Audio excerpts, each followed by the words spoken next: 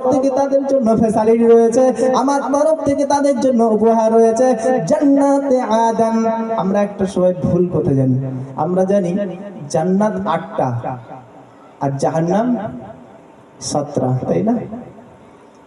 কিন্তু জান্নাত 7টা নয়, জান্নাত 8টা নয়, জান্নাত একটা, জান্নাতের দরওয়াজা 8টা।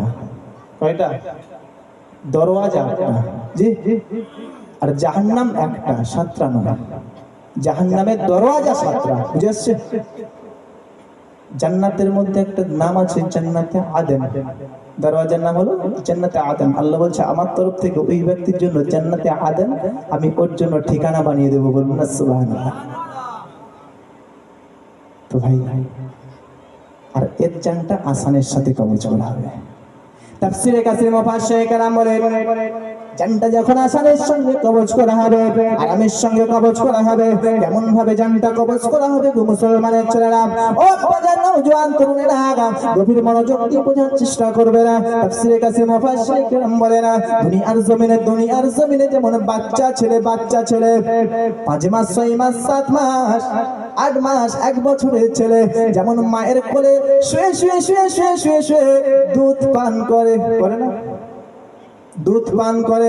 তাফসীরের কথা বলছি, আমার মন গড়া কথা বলছি না মুসলমান, কিতাব খুলে দেখেন তাফসীরে কাসির, তাফসীরে মারিফুল কোরআন। ও মুসলমানেরা, যেমন ওই বাচ্চা ছেলেটি মায়ের কোলে শুয়ে দুধ পান করে গো, ওই রকম ভাবে দুধ পান করতে ছেলেটি কিন্তু ঘুমিয়ে পড়ে।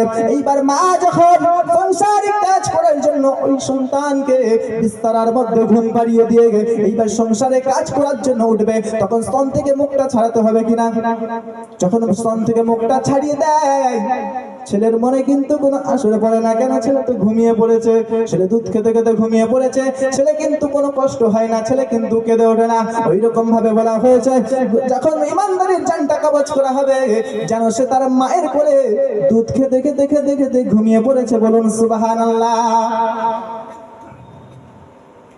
এত আসানের সাথে কবজ করা হবে। আমরা চাই কোনটা ভাই?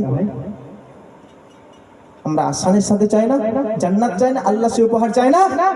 তাহলে আল্লাহর উপহার নিতে হলে এই আয়াতের উপরে তো আমল করতে হবে। ইন্নাল্লাযীনা আমানু ওয়া আমিলুস সালিহাত, তবে তো তুমি ওই জান্নাতে আদন পাবে, না হলে অমনি পেয়ে যাবে নাকি? জি। তাহলে তোমাকে নামাজ পড়তেই হবে কিনা? পড়তে হবে কিনা? তাহলে কিন্তু জান্নাত পাওয়া মুশকিল। সর্বপ্রথম তোমাকে জান্নাতে তোমার হিসাব হবে নামাজ সম্পর্কে। নামাজে তুমি কি করেছো?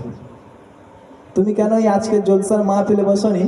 কিয়ামতের দিনে তোমাকে সর্বপ্রথম এটা প্রশ্ন করবে না, তার প্রশ্ন করবে তুমি ওই জলসার দিনে এশারের নামাজ কেন পড়লে না, ফজরের নামাজ কেন পড়লে না, জোহরের নামাজ কেন পড়লে না?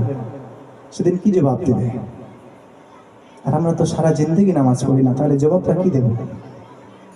ভাই খেয়াল কি করেছেন? কিছু মাথায় কিছু ঢুকাচ্ছেন নাকি এক কান্দে ঢুকাচ্ছেন, এক কান্দে বার করতেছেন? জি, আমি কিন্তু আমার মন গড়া কথা বলছি না, কোরআন থেকে বলছি। আর যতক্ষণ বলবো কোরআন থেকে বলে যাবো ইনশাআল্লাহ। এইবার আমার আপনাদের সাথে আমি অফিহা নুঈদুকুম এই আয়াতের মুক্তাসার তাফসীর করলাম।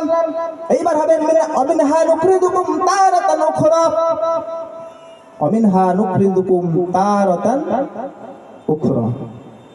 আল্লাহ বলেন এই তোমাদেরকে আবার আমি এই মাটি থেকে তুলবো কিয়ামতের দিন। কিয়ামত একদিন হবে কি হবে না? কিয়ামত হবে কি হবে না? কিয়ামত আছে না নাই?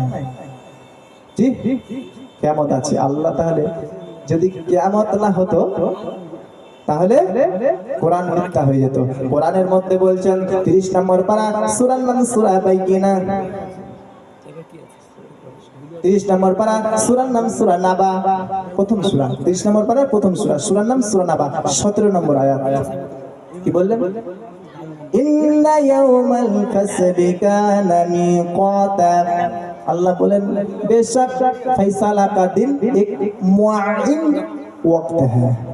আল্লাহ বলছেন নিশ্চয়ই কিয়ামতের দিনটা একটি নির্ধারিত সময়, নির্ধারিত দিন, তাই না? কিয়ামত তাহলে আছেই তো, কিয়ামত তো হবেই। কিয়ামতের দিনটা কেমন হবে? কিয়ামতটা কি বোঝা যাচ্ছে না? এই কিয়ামত সম্পর্কে একটি ছোট্ট একটি সূরা আল্লাহ পাক অবতীর্ণ করেছেন, নাজিল করেছেন। সূরাটির নাম হলো সূরাল কারিয়া।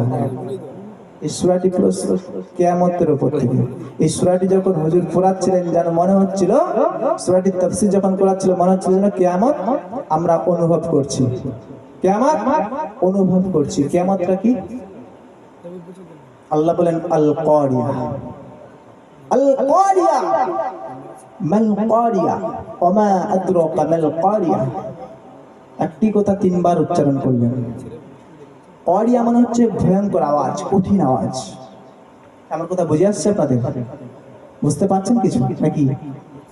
আল কারিয়াতু মাল কারিয়াতু ওয়া মা আদরাকা মাল কারিয়া।